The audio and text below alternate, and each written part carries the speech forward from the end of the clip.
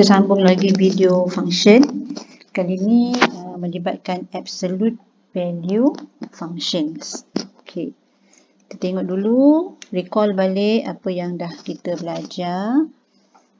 So, kita tahu kalau kita ada nilai X dalam modulus, okey, garis dua kiri kanan ni kita panggil modulus. Let's say modulus X equal to 5. Ini bermaksud X ini can be 5 or negative 5. Itu kalau kita selesaikan lah.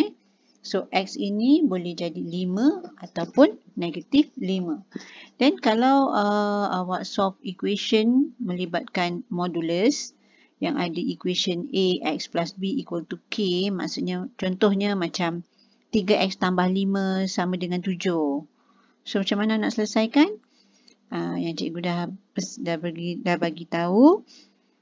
Equation ni kita kena pecahkan kepada dua. Yang mana yang dalam ni, satu tu kita equal kepada positif nilai yang di luar. Lagi satu, kita equalkan dengan nilai negatif yang di luar ni.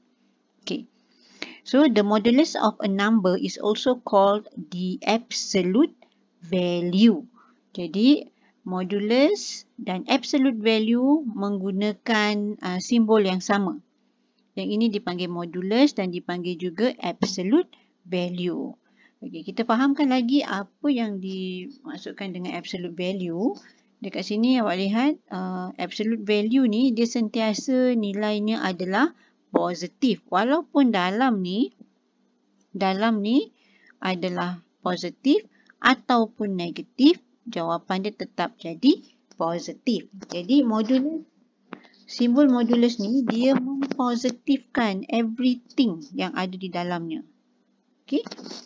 Alright. Kita tengok gambar rajah yang cikgu dah sediakan kat bawah ni. Let's say we have a straight line y equal to x. Okay. Then X tu cikgu tukar kepada modulus X. Tengok pada gambar rajah yang sebelah ni. Okey, cikgu tukar kepada modulus X. Tukar pen. Cik terlupa aja. Right. Jadi kita tukar kepada modulus X. Okey. Jadi kat sini garisan yang dotted merah ni ialah gambar rajah asal y equal to x. Okay. Y equal to x.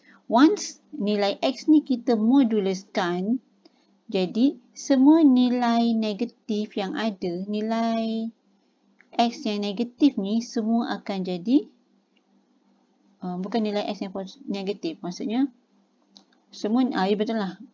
Nilai x. Sorry. Okey, nilai X ni yang negatif semua dijadikan positif sebab modulus ni mempositifkan semua nombor. That's why garisan yang di bawah ni dia terlipat ke atas. Jadilah gambar rajah sebelah ni, yang biru ni. Okey, so once nilai X ni dimoduluskan, gambar rajah dia akan jadi bentuk V. V-shape graph. Okey, V-shape graph means yang panjang di bawah ni dah terlipat di atas. Tak mau nilai negatif, modulus menjadi positif. Okey. Kemudian kalau graf tu adalah y equal to negative x, bila kita letak modulus negatif, dia yang di bawah ni, yang kawasan negatif ni terlipat menjadi positif. Okey, kita tengok contoh. Let's say cikgu kata dekat sini y equal to negative x. Okay, equation lah equation. Let's say kita ambil satu nombor lah. X equal to 1. Okay, y equal to negative x. X tu ganti dengan 1, so y equal to negative 1. Jadi bila x nilai 1, okay, bila x nilai 1, y akan dapat negatif 1. Tapi kalau kat sini, y equal to modulus negatif x, kalau x itu adalah nilai 1, y equal to modulus negatif 1, Dan modulus ni menjadikan nilai di dalam ni positif. So, y equal to 1. Jadi, kalau x equal to 1, then y pun equal to 1. Nampak tak kat situ? Maksudnya sebab itulah graf tu naik ke atas. Okay? Right, kita teruskan lagi. Nanti kalau let's say awak tak berapa jelas yang ni, nanti tanya lagi sekali dekat dalam group daily. So, kita akan buat perbincangan lanjut kat situ. Dan kita tengok example 1. Sketch the graph of fx equal to 2x minus 5. Absolute value ni okay, ada modulus kat situ for the domain negative x. X from negative 1 to 4. Hence, state the corresponding range of the function. Okay, perkataan hence dekat sini, dalam AddMath, kalau jumpa perkataan hence, maksudnya kita mesti menggunakan apa yang kita dapat dalam jalan kerja yang sebelumnya. Kalau awak tak gunakan, awak buat kiraan lain, awak tak akan dapat markah. Okay. So, macam mana langkah yang pertama, kita nak sketch graph 2x minus 5 dengan ada tanda modulus kat situ. Okay, yang pertama sekali, kita cari dulu kalau x equal to negative 1. Okay, so dekat sini, kita ada x equal to negative 1. So, kita gantikanlah. When x equal to negative 1, masukkan dalam equation fx tu. So, fx akan jadi 2 times negative 1 minus 5. Okay. So, yang ini, belakangnya modulus. Okay, modulus. Alright. So, dia akan jadi 2 times negative 1 is negative 2 minus 5. Jadi, kita akan dapat modulus negative 7. Bila ada modulus, jawapan kita akan jadi positif. So, dekat sini, kita akan ada koordinat negative 1 untuk x dan y dia adalah 7. Fx ni sama juga dengan y. Okay. Dan kita ambil pula 4. When x equal to 4, fx is equal to modulus 2 times 4 minus 5 equal to 2 times 4 is 8. 8 minus 5. Selesaikan lagi, kita akan dapat modulus 3. Okay. So, modulus 3 nilai positif. Bila dia keluar daripada modulus ni, dia akan tetap menjadi nilai yang positif. So, dapat koordinat x 4, y is 3. Okay. Dan kita cari pula pada y-intercept. Pada y-intercept, nilai x adalah kosong. Ini step yang wajib. The first one and the second one, awak guna limit yang diberi. The third one, awak cari kalau x equal to 0. So, fx equal to 2 times 0 minus 5. Jadi, bila kita selesaikan dalam modulus ni, kita akan dapat 0 minus 5 means negative 5. Dan akhirnya kita dapat nilai dia adalah 5. Jadi koordinat yang ketiga kita ada when x equal to 0 then y equals to 5. Dah ada 3 point. Dan lagi satu point yang penting kita cari ialah pada y-intercept. Okey. Nanti cikgu catat sikit sini. Awak pun catat pada nota awak. Yang ini adalah keadaan di mana dia berada pada kedudukan y-intercept. Okay. Dan kita nak cari pada keadaan x-intercept. Pada x-intercept nilai y adalah 0. So, when y equal to 0, y ataupun fx lah. Y ini adalah fx. Sama je. Fx equal to 0. Then, pada equation ni, kita akan jadi 0 equal to, ataupun cikgu tulis modulus di depan lah. Nampak lebih cantik. Modulus 2x minus 5 equal to 0. Okey, bila equal to 0, 0 tak ada positif, 0 tak ada negatif. Jadi, modulus ni kita boleh buang sahaja. Dan kita dapat 2x equal to 5 dan x equal to 5 over 2. Dapat koordinat yang keempat, iaitu when x equal to 5 over 2 and y equal to 0. So, yang ini adalah di keadaan di mana kita mencari x-intercept. intercept. Okay. So, kita ada 4 point ni. Daripada 4 point ni, kita bolehlah lukis graf kita. Okay, yang pertama, kita lihat dulu. Nilai X kita ada 5/2, 0, 4 and -1. Jadi, kita lukis guna pembaris. Cikgu lukis ni tak guna pembaris lah. Awak guna pembaris. Okay. Ni adalah untuk X. Mana X? Saya ingatkan. Sekejap. Elokkan sikit lah. Bolehlah sikit Right. Dan kita ada nilai negatif untuk X dan nilai positif untuk X dan Y kat sini. Y ni cikgu tulis Fx sebab dia equation dia guna Fx. Jadi kita ada negatif 1 di sini. Negatif 1. Dan kita ada 5/2. Dan kita ada 4. Dan untuk y-intercept, untuk koordinat y, kita ada 0, 5, 3 and 7.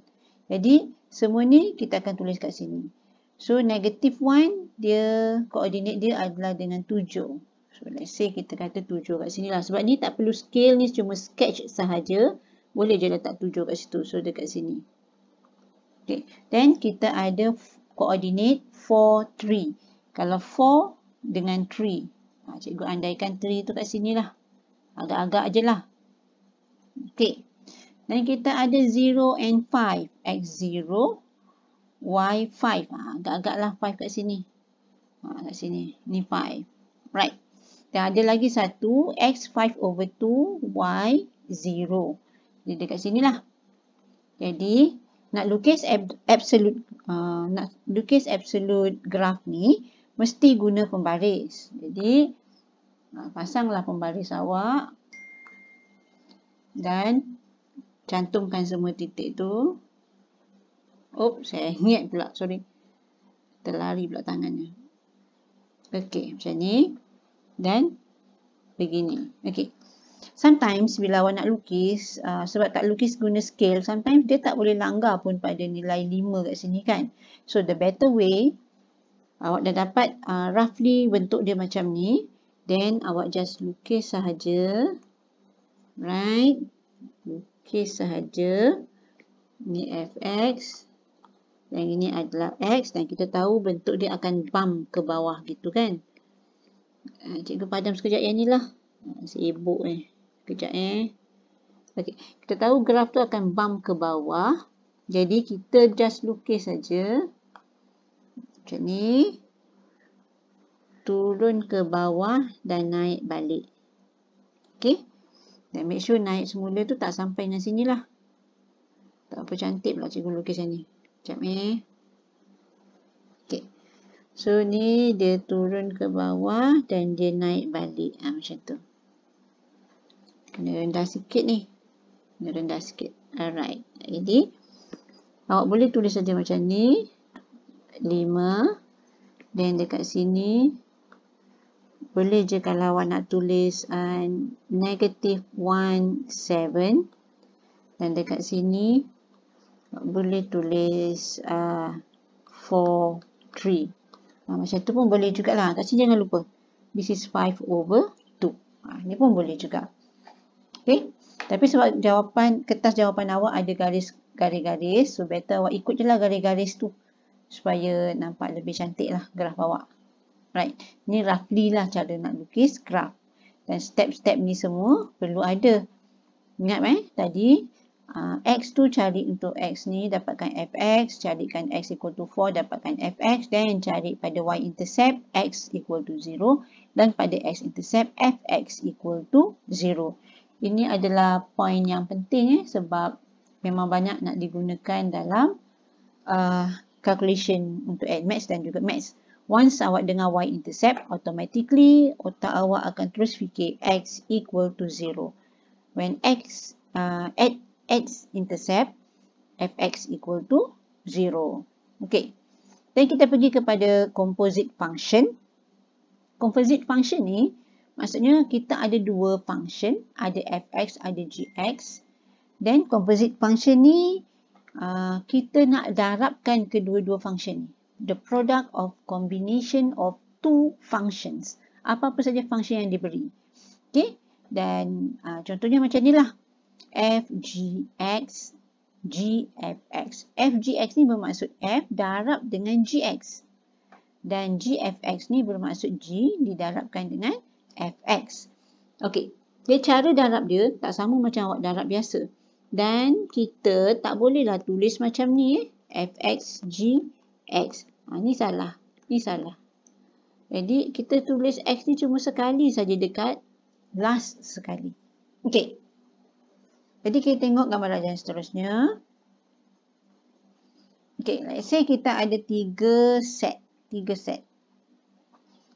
Yang set pertama, set X dengan set Y di set X dengan set Y ni disambungkan, joined by function G. Okay, dan set Y and set Z joined by function F. So, kalau kita nak kaitkan set X dengan set Z tanpa melalui Y, maksudnya directly, so dia adalah function FG. Okay, yang menggabungkan ni adalah function FG. Ini adalah composite function. Daripada awal nak pergi ke akhir, kita menggunakan composite function, iaitu kita mendarabkan F dengan G. Tapi kenapa kita tak buat GF? Padahal kita akan jumpa G dulu, lepas tu jumpa F kan? Tapi kenapa relation between the first set and the last set menjadi FGX? Okay, sebab dekat sini, bila kita nak selesaikan FGX ni, kita akan tengok nota yang cikgu bagi ni. First do G, then do F. Okay, first do G, then do F. Right. Jadi maksudnya kita akan mulakan dengan function yang berada di luar. Sebab kita mula menulis daripada kiri kan. So kita akan jumpa yang F ni kita kata dia inside. Ni function yang inside. Yang G ni adalah function yang outside. So kita perlu buat yang outside dulu, then baru kita buat yang inside. Jadi bila kita buat yang outside dulu, so outside ni adalah G. Dan second one, kita akan buat yang inside adalah F. That's why dia jadi F, G, X. Okay, sebab kita akan buat yang ni dulu. Kalau function ni, dekat sini adalah function F dan yang kedua adalah function G. Jadi bila kita nak gabungkan daripada first set to the third set or the last set, then yang ini kita akan kata G, F, X. Sebab kita akan lalu F dulu. Then second baru kita lalu yang G. Macam tu. Okay. Konsep untuk composite function ni ramai yang selalu keliru. So fahamkan apa yang cikgu maksudkan kat sini. Kalau tak faham, cuba ulang beberapa kali video ni. Tengok pada bahagian ni sahaja sehingga awak betul-betul faham apa proses yang berlaku kat situ. Then you will find that the composite function is not that hard. Okay. Agak simple jugalah sebenarnya, tapi kena faham konsep sistem macam mana awak nak buat. Okay, kita tengok pada satu example 2. Okay, now kita ada function F, then ada function G. Find FGX and GFX. Okay, now kita nak cari FGX. FGX. Okay. Jadi kita akan buat yang outside dulu. Outside tu adalah G. So this is equal to F. GX, kita ambillah GX ni. Masuk kat sini. Sebab dia kata GX kan. So 2X plus 5. Okay. Now ingat balik pada video yang lepas. Macam mana awak nak selesaikan function ni. Kalau tak ingat, kita buat revision sikit. Okay. Manusia mudah lupa kan. Alright. So sini F. Kita guna color-color lah. Jadi lebih faham kot. Harap-harapnya lah. Fx. Okay. equal to x minus 3. Okay, ini cikgu nak tukar. Sekejap. Bermain dengan warna sekejap. Okay. Dan ini adalah x. Okay. Dah tukar biru tak keluar. Alright. Macam tu.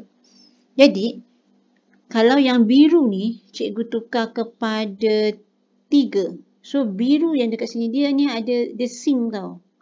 Dia synchronize. Kalau ni tukar 3, so dan sini akan jadi 3 jugalah. So, equation tu akan jadi f bracket 3 equal to 3 minus 3. Dan awak akan dapat 0. Dan kalau dalam bracket ni, cikgu nak tukar kepada 5. So, yang ini pun akan tukar 5 juga. Synchronize kan? Tukar juga. So, F5 would be 5 minus 3 equal to 2. Dan kalau yang dalam bracket tu cikgu nak tukar pada nombor negatif. Let's say negative 1. So, yang ni pun akan jadi negative 1. Jadi, equation kita akan jadi F negative 1 equal to negative 1 minus 3. Then, we will get negative 4. Okay. So, sekarang cikgu nak tukar yang warna biru ni kepada 2x. So, yang ini pun akan jadi 2x. So, our equation akan menjadi 2x minus 3. Boleh selesaikan? Tak boleh. Sebab bila dalam bracket ni bukan nombor dan jawapan kita pun ada x. Tak boleh selesaikan nombor. Kalau ni kan, fx ialah x minus 3. F3 dapat value. F5 dapat juga value. F negative 1 pun dapat value. So, yang ni boleh diselesaikan. Bila ada x semula dan tak boleh selesaikan. Jadi, 2x minus 3. So, kalau dalam bracket tu cikgu letak 2x plus 5. So, yang sini pun akan bertukar 2x plus 5. Jadi, F2x plus 5 akan jadi 2x plus 5 minus 3. Ni 5 and 3 ni masih boleh diselesaikan. So, kita boleh calculate lagi, simplify lagi. 2x plus 2. Okay. Nampak tak bezanya? Kalau objek diganti dengan unknown ataupun apa-apa saja abjad kat situ, okay, koefisien ataupun okay, kita gantikan dengan x, dia akan dapat jawapan dia ada x. Dan kalau kita bagi dengan letak nombor, dia akan dapat nombor. Okay, jadi sekarang kat sini, kita tengok balik kat sini. Okay, now f2x plus 5. So, kita pergi pada fx. X ini, okay, kita pergi pada fx. X ini akan bertukar sama dalam bracket ni. So, dia akan jadi 2x plus 5 minus 3 ada dekat luar kan. So, 2x plus 2. Okay, 2f gx. Now, cuba kita buat gfx. Okay, gfx jadi gfx tukar kepada x minus 3. X minus 3. Tapi disebabkan base dekat sini g, so kita kena pergilah dekat g sini. Which means nilai x pada g ni, nilai x pada g ni akan bertukar menjadi nilai dalam bracket ni. So dia akan menjadi 2. Ini bracket ni x kan? Plus 5 kan? So, yang dalam x ni, x ini, okay, dia akan jadi x yang dalam ni. X minus 3. So, yang akan awak selesaikan lah. Darabkan 2x minus 2 times 3 is 6 plus 5. Jadi, awak akan dapat 2x minus 1. Okay. Jadi, dekat sini, apa yang kita dapat concludekan, f gx itu is not same as gfx. Okay, dia tak sama. Mungkin ada special case lah. Ada beberapa certain case yang bila kita buat equation akan dapat sama. Tapi mostly memang tak sama. Okay. Boleh? Agak berbelit-belit sikit kan? Tapi tak apa. Kalau awak at maths ni, kalau awak ulang banyak kali, jadi awak akan nampak macam mana cara nak selesaikan tu. Okay? Seolah-olah seperti hijabnya terbuka. Jadi awak akan nampak apa yang main cerita untuk composite function ni. Tak apa, cikgu ada sediakan lagi contoh yang lain. Okay? Tengok contoh yang seterusnya. Okay, example 3. Now kita ada dibagi fx, dibagi gx, tapi kali ni ada f squared x, g squared. Okay, apa beza f squared ada bracket x dan tak ada? Okay, kat sini tengok sini f squared x ni means f x. Apply the function f twice. Tadi kan kita ada f gx, now kita ada f x. So, di sini f squared x and f squared sahaja, ini bawa maksud yang sama. Okay? Ini bawa maksud yang sama. G squared is equal to g squared x. Sama saja. Dan ini f squared x ini bermaksud f x. Means kita takkan usik G ni. Cerita kita berkisar pada fx sahaja. Then fx ni, okay, fx tu yang diberi ialah x minus 3. So masukkanlah x minus 3. Means kita tukar fx ni. Kita tukar. Okay, menjadi x minus 3. Okay, tadi cikgu kata kalau kita akan tengok pada basicnya. Oops. Okay, basic. Pen ni main-main lah. Okay, pada basicnya f. So, sini f. Bila f, kita tengok f. F ialah x minus 3. Jadi, x ini, okay, mesti sama yang dalam bracket. So, x yang dibulatkan ni, dia akan menjadi x minus 3 yang cikgu ambil daripada bracket. Okay, sama dengan yang bracket kan. So, now bracket dia ialah x minus 3. Belakangnya ada minus 3 lagi. Minus 3. Macam tu, okay. So, ini adalah x minus 3. Jadi, kita akan dapat x minus 6. Okay, tengok pada G. G squared x is equal to gx. Tukarkan gx yang outside. Gx ialah 2x plus 5. Okay, now nak masukkan balik semula dalam gx yang atas ni. So, 2 yang ini adalah x plus 5. Itu gx kan? Jadi, yang dalam bracket mesti sama dengan x yang dekat sini. Dekat equation ni. So, synchronize. So, ini adalah x yang dalam bracket. So, masuk dalam sini. 2x plus 5. So, selesaikanlah. 4x plus 10 plus 5. So, kita akan dapat 4x plus 15. Okay. Alright, 4x plus 15. So, ada lagi example. Sebab tajuk ni macam agak complicated sikit.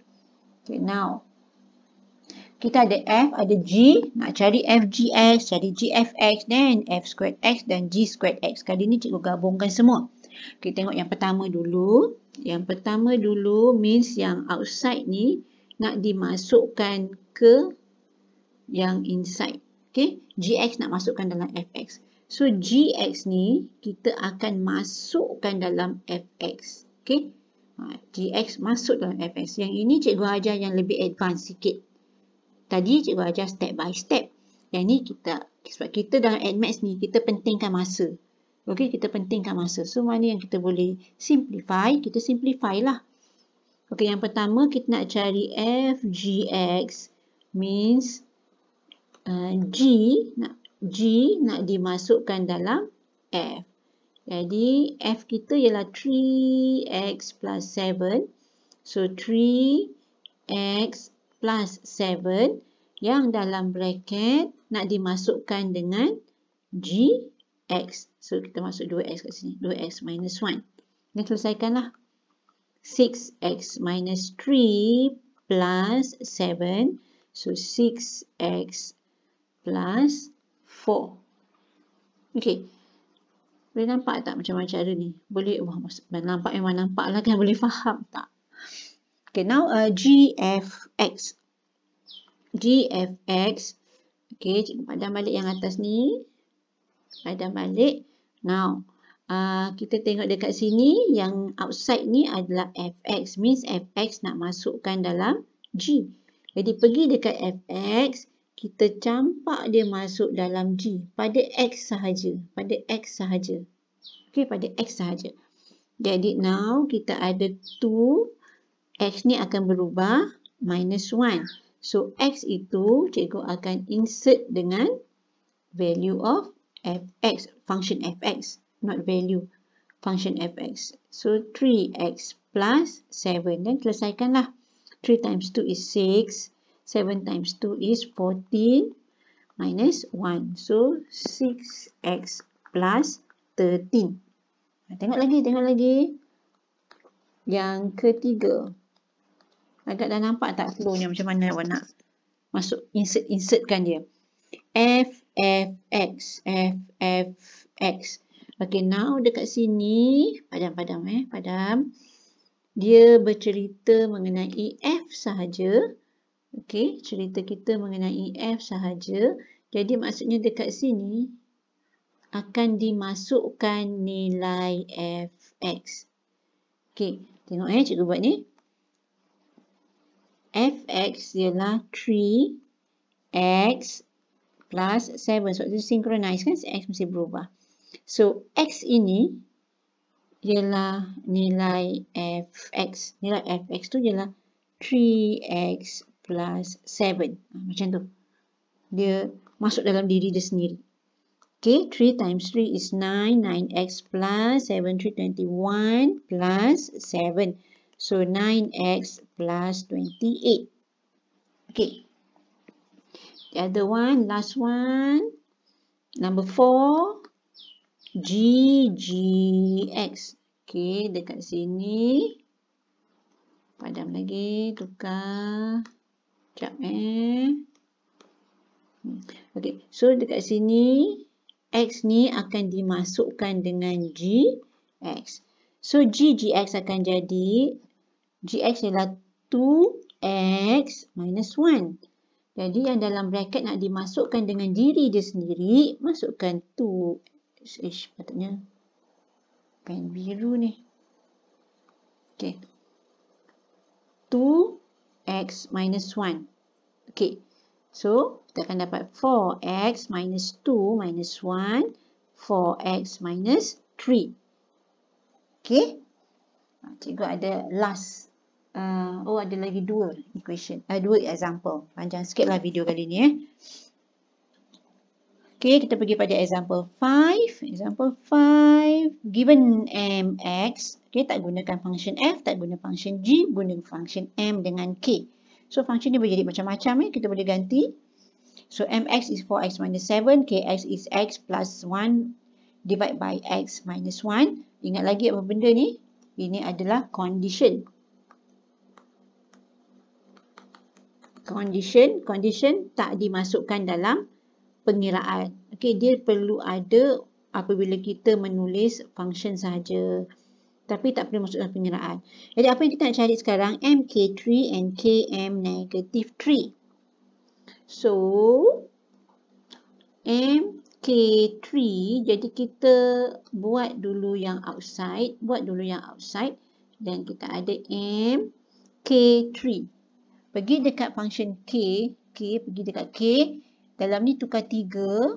Jadi maksudnya, ni tukar 3. Maksudnya semua x ni akan bertukar menjadi 3. Synchronize Ingat synchronize. So, kita akan ada 3 plus 1 divide by 3 minus 1. And now, kita ada m. Selesaikan yang dalam bracket ni. 3 plus 1 is 4. 4 divide by 3 minus 1 is 2. Dan kita ada m2. Okay, now, function k dah hilang. Tinggal function m. m2. Means kita pergi pada function m. Semua nilai x ni kita ganti dengan 2. Okay. So M2 is 4 times 2 minus 7. So 8 minus 7 is 1. Okay. Dan kita nak buat KM negative 3. Alright. KM negative 3. K pergi dekat M. Okay. Pergi dekat M. Padam dulu. Padam. Okay. Alright. Kali ni pergi dekat M. So X ni akan bertukar menjadi negative 3. X ini pun akan bertukar menjadi negative 3. So kita akan ada 4 times negative 3 minus 7. Okey, dalam sistem matematik, kalau kita lukis ada kat luar ada bracket, dalam pun ada bracket. So bracket yang kat luar ni kita tukar kepada bracket 4 segi. Supaya kita tahu pasangan dia starting here and up dekat belakang. Okay, and up dekat belakang. Starting here and up kat belakang bentuk yang sama. So bracket yang ni starting here and dia dekat sini lah. Supaya tak tersilap.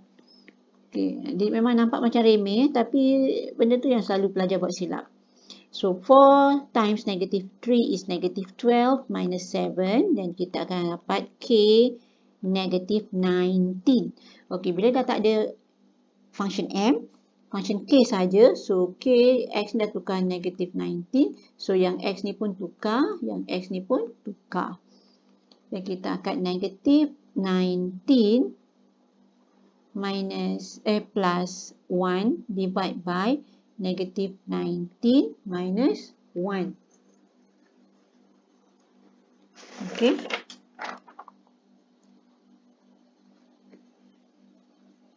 Negative 19. 4M negative 3. Ya, okay. So, kita akan dapat jawapan. Ada ruang lagi tak bawahnya? Okay. 1 minus negative 19 is negative 18. Bahagi dengan negative 20. So, boleh tinggalkan jawapan macam ni. Ini bukan final answer sebab kita boleh kecilkan lagi. So, negatif dengan negatif jadi positif. 18 bahagi dengan 20. Kita akan dapat 9 over 10. Okay. Alright. Dan last one. Okay. Video kali ni panjang sikit lah. Hopefully boleh dapat input yang lebih baik. Okay, example 6 in the arrow diagram on the right. Arrow diagram ni, function f maps set p to set q and function g maps set q to set r. Determine function f and function gf. Okay, apa yang dia nak ni sebenarnya? Okay, bila soalan keluar macam ni, determine function f means awak nak cari fx. Okay, awak nak cari fx. Apakah perkaitan antara set P and set Q? Okay, fx. Jadi cara kita nak baca graf ni, diagram ni, arrow diagram ni, kita tengok sini fx, tengok anak panah. Jadi f, objek dia x, dia image dia menjadi 3x. Jadi so fx ialah 3x. Right. Kemudian kalau gx, g ini objek dia dan ini adalah image dia. Jadi kalau g x, tapi x dia 3x kan? Okey. Dia tak jadi x, dia jadi 3x. Sebab objek dia adalah 3x. Ini objek untuk G. Ini objek, ni image untuk G. So, objek untuk G adalah 3x equal to image dia ialah 2x minus 7. Okey. Jadi, soalan yang pertama minta function f. So, kita dah cari kat sini lah. So, fx ialah 3x. Macam tu je. Then, B, function gf. Okey, now, macam mana kita cari gf? Kalau fx tu ialah 3x dan g 3x ialah 2x minus 7. So, macam mana kita nak kaitkan kedua-dua equation ni? Okay, awak tengok sini Okay. Nampak tak ni 3x ni? 3x ni sama kan dengan 3x ni? Okay. Kalau 3x ini ialah fx, so 3x yang di bawah ni pun cikgu boleh tukar kepada fx. Sebab fx itu ialah 3x, so 3x itu ialah fx. Okay.